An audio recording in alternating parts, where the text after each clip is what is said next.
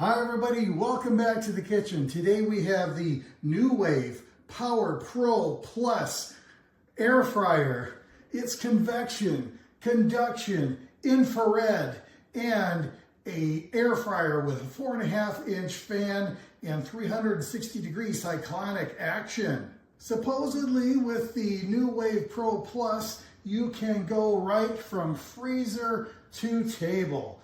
Well, indirectly, from freezer to table. You have to cook it first, but the point is you can use frozen or thawed food.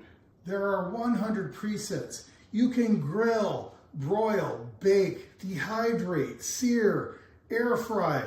Is there anything this can't do? Nuwave says this is up to 50% faster than a conventional oven and 85% more efficient. They also say the food cooks inside and outside simultaneously because of the triple combo power.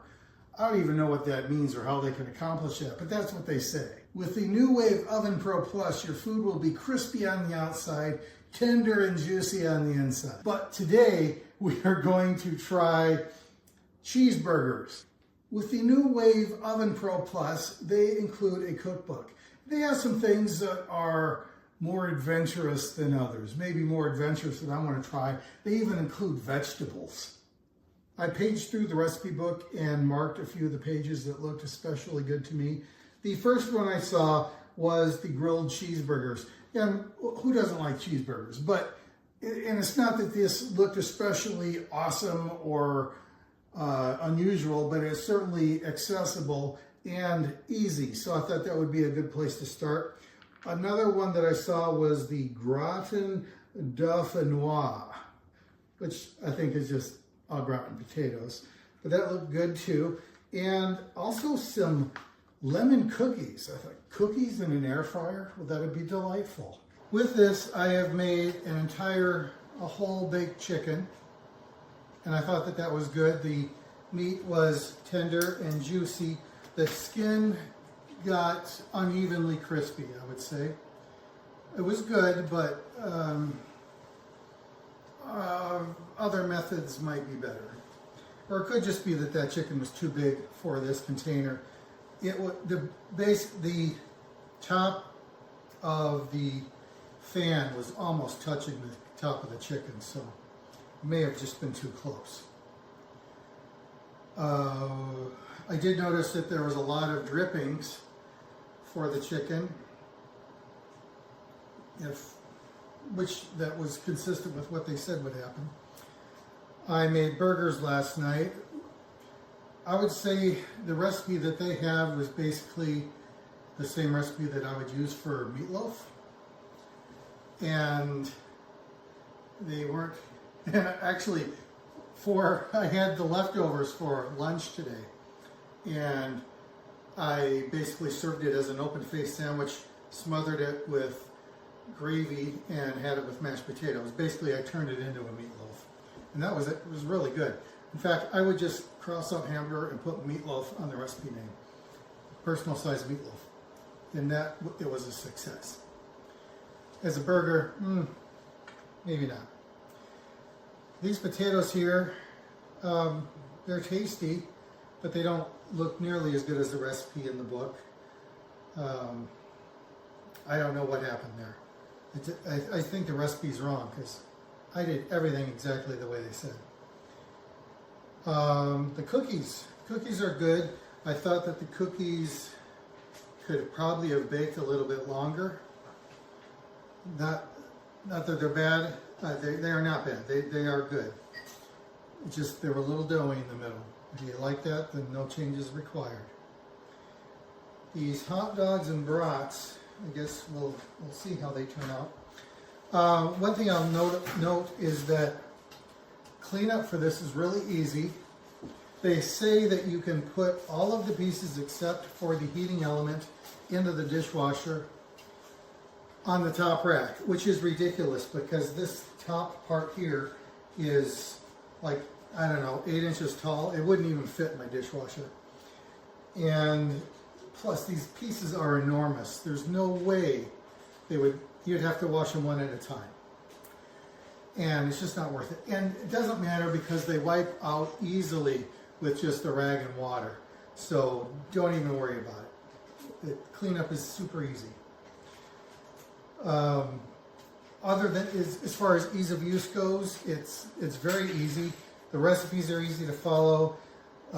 You don't have to do any setup. You just follow what the menu number is and you are done, more or less. You might need some adjustments. It's easy to put things on pause and continue. When would you use this? Well, they say it uses less energy and it's up to some amount faster. I don't think that's true. I think unless you're talking about like heating up the oven time, the preheats, you don't have to preheat this. They also say that you can cook frozen foods so you don't have to defrost. In those terms, it's easy, but for the actual cooking process, not really. It's not any faster, I would say. As far as ease of use, yes, it's easy. If I don't know that I would use this instead of any other appliance that I have. Maybe in the summer when you don't want to heat up the house, you could use something like this. It would heat up the house less. There's not a lot of ambient heat coming off of this. All right, it's telling me that the hot dogs are done. I don't believe it, but let's take a look. Oh, well, maybe. Oh, the brats could use more time, but these hot dogs look decent. Let me just turn them and see if they are good on all sides.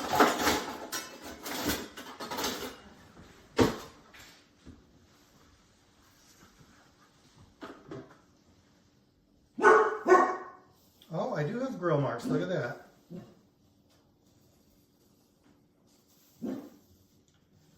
I might give these hot dogs another 2 minutes.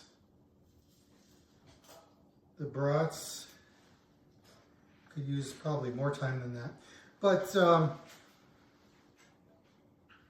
and I guess we'll find out how good these taste compared to a grill. We certainly like grilled hot dogs and brats around here. They smell good, and they have those grill marks on there, so this might be a decent alternative.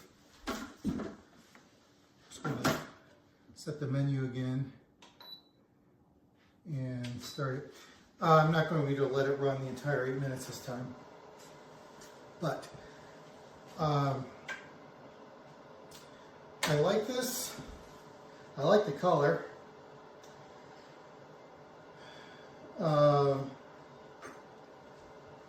If you don't have a lot of experience cooking, or if your other appliances intimidate you for some reason, this is not a bad way to cook your own meals. Especially with the rising cost of eating out, this is a nice alternative to that. Let's see, what kind of rating would I give this?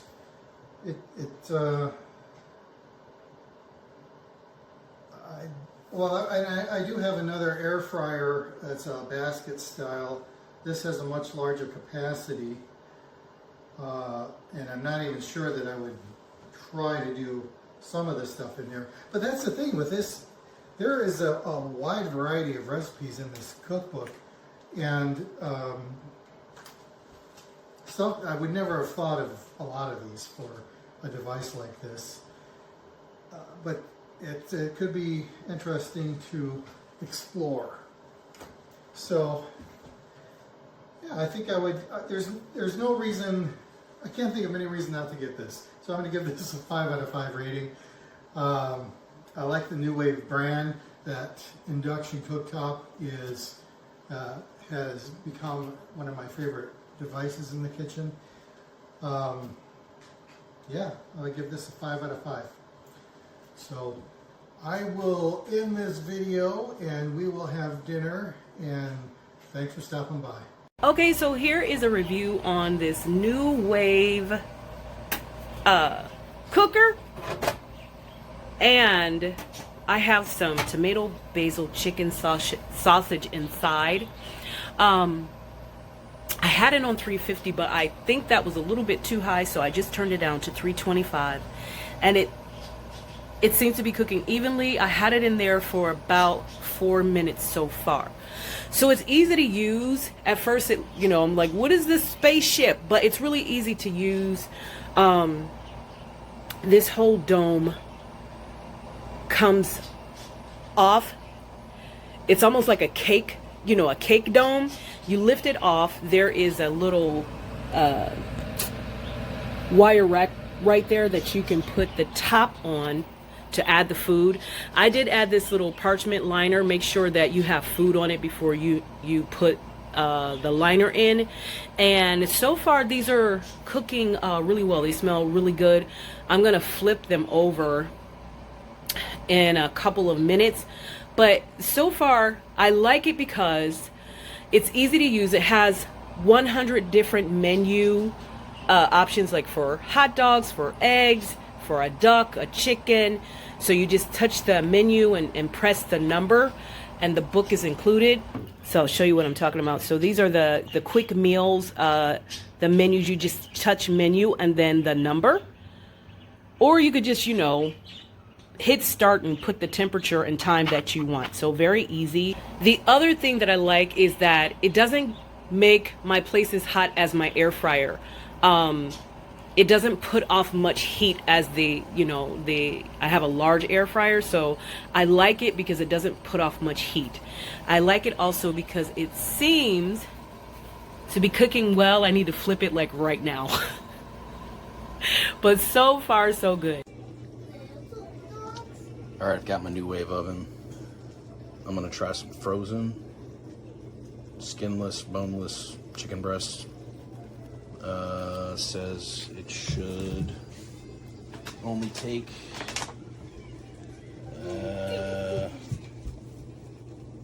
14 to 15 minutes per pound. Got about a pound there. Let's check it out.